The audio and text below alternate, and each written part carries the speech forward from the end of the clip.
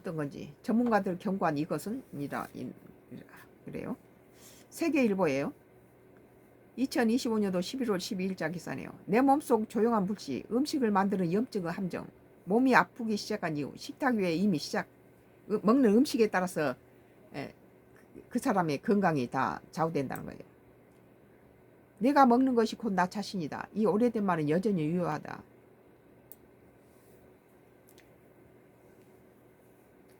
전문가들은 음식이 곧 염증이라는 경고를 내고 있다. 우리가 매일 먹는 식품이 몸속에 조용한 불씨를 지피고 이것이 쌓이면 암, 심장질환, 당뇨로 번질 수 있다는 것이다.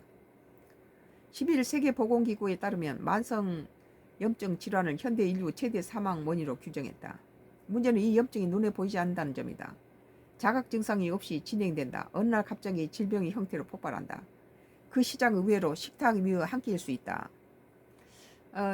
나는 10년 전에 서울서 이 완도로 기촌하고 나서 서울서 올 때는 지팡이를 짚고 탱스 무릎 관절로 무릎이 부어가지고 아파서 걷지도 못하고 지팡이 짚고 다녔어요. 근데 여기 와서 10년 사는 동안에 지팡이도 버려버리고 약도 안 먹고 뭐 그 약을 먹거나 수술한 적도 없는데 그냥 여기 와서 뭐 햇빛도 잘 쐬고 뭐 해조류라든지 생선, 회 이런 것들도 많이 먹고 아마 우리가 먹었던 음식이 우리가 농사지면서 이런 농약도 치지 않고 무공해 식품들을 우리가 직접 농사지어서 먹으면서 탱스 무릎관절이 다 없어졌어요. 그냥 걸어가고 그냥 걸어다니고 굽 높은 구두도 요즘은 신어요. 지팡이를 다 던져버렸죠. 그러니까 먹는 음식에 따라서 이렇게 달라지더라고요. 12일 세계보건기구 WHO에 따르면 만성 염증 질환을 현대 인류 최대 사망 원인으로 규정했다. 문제는 이 염증이 눈에 보이지 않는다는 점이다. 자각 증상 없이 진행된다. 어느 날 갑자기 질병의 형태로 폭발한다. 암이 염증으로 인해 시작된다고 그러잖아요. 그 시장은 의외로 식탁 위에 한 끼일 수 있다. 혈당 급상승이 만드는 염증의 도미노. 탐상의 음료, 초콜릿, 아이스크림처럼 설탕이 많이 든 음식은 혈당을 급격히 올린다. 이때 분비되는 인슐린이 과도해지면서 염증 유발 물질인 사이토카인이 증가하고 장내 유익균이 줄어든다. 심지어 무설탕 제품이 들어가는 아스팜탐, 스크랄로스 같은 인공 감미료도 장내 미생균 균형을 깨뜨릴 수 있다. 영양학계 한 관계자는 설탕뿐 아니라 인공 감미료도 장내 환경을 교란해 염증을 유발할 수 있다며 단맛 자체에 대한 경계가 필요하다고 말했다. 나트륨 가부화가 부르는 염증 연세, 라면, 감자칩, 패스트푸드 등은 나트륨 함량이 높다.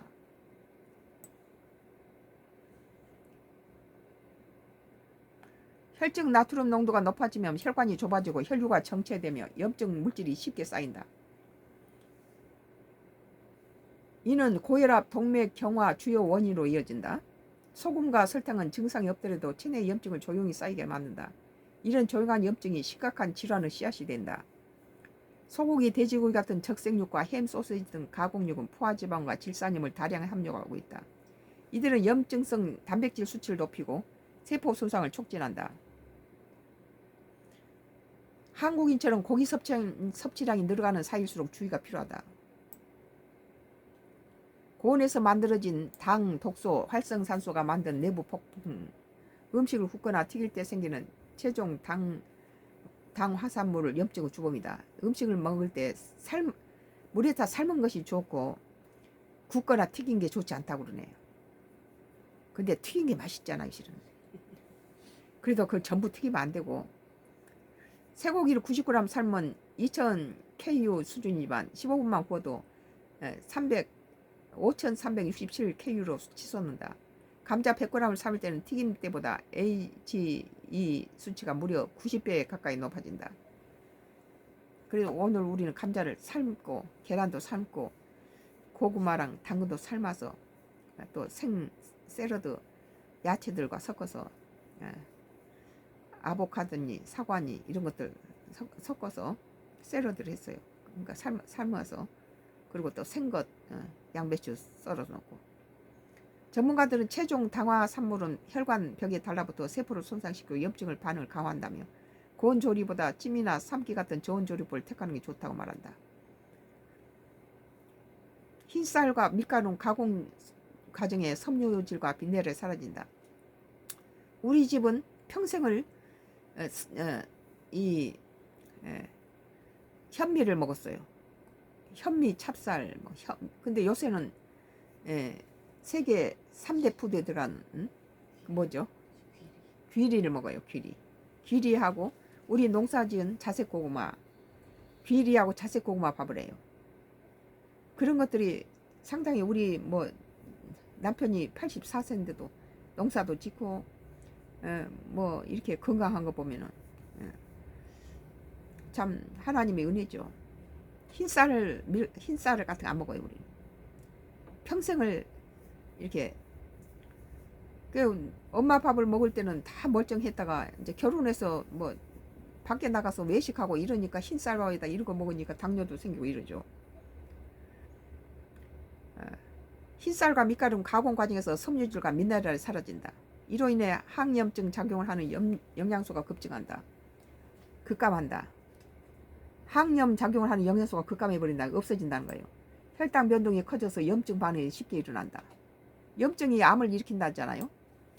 핀란드 이스턴대 연구 자료 보면 정제 곡물 섭취량이 하루에 50g 늘면 염증 지표가 리터당 0.23g 상승하는 것으로 나타났다. 알코올을 대사 과정에서 활성산소를 발전시키고 간과 세포를 손상시킨다. 염증성 사이토카인이 증가하면서 간질환, 췌장염, 대사장애를 유발할 수 있다.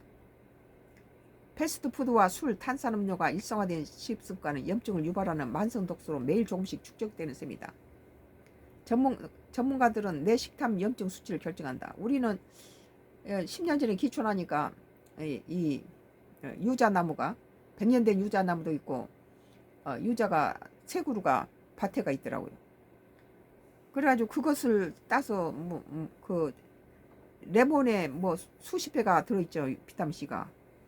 그러니까는 국내 팔기도 전에 뭐 해외 유럽에서 뭐 레몬에 수십 배니까 그거 가져가고 뭐 그 유자가 뭐 구취도 없애고 노인 냄새도 없애고 비타민 C가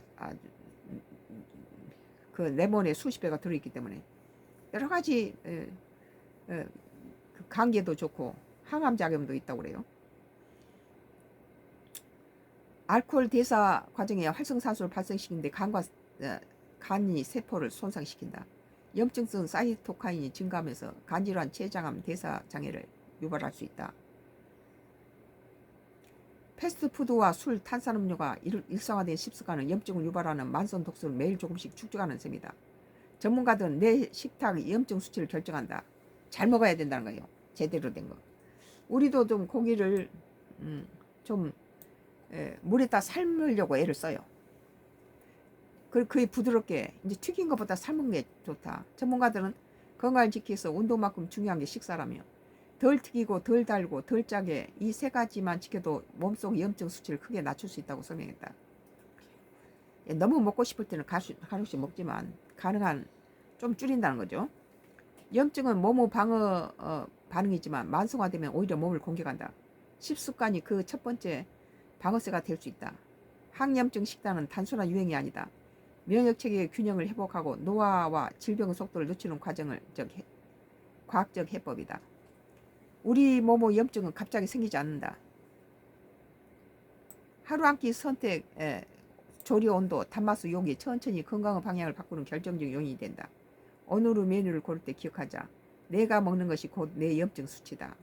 염증은 곧 암을 일으키는 주 범인이죠. 오늘 세계일보 2025년도 11월 12일자 기사, 당신의 식탁이 암을 키운다. 전문가들이 경고한 이것이라는 기사에 대해서 썬과 크루스 나의 정치 코멘트를 했습니다. 여기서 끝낼게요. 아주 Y기업이 전부 이것들을 빼느라고 고생했네.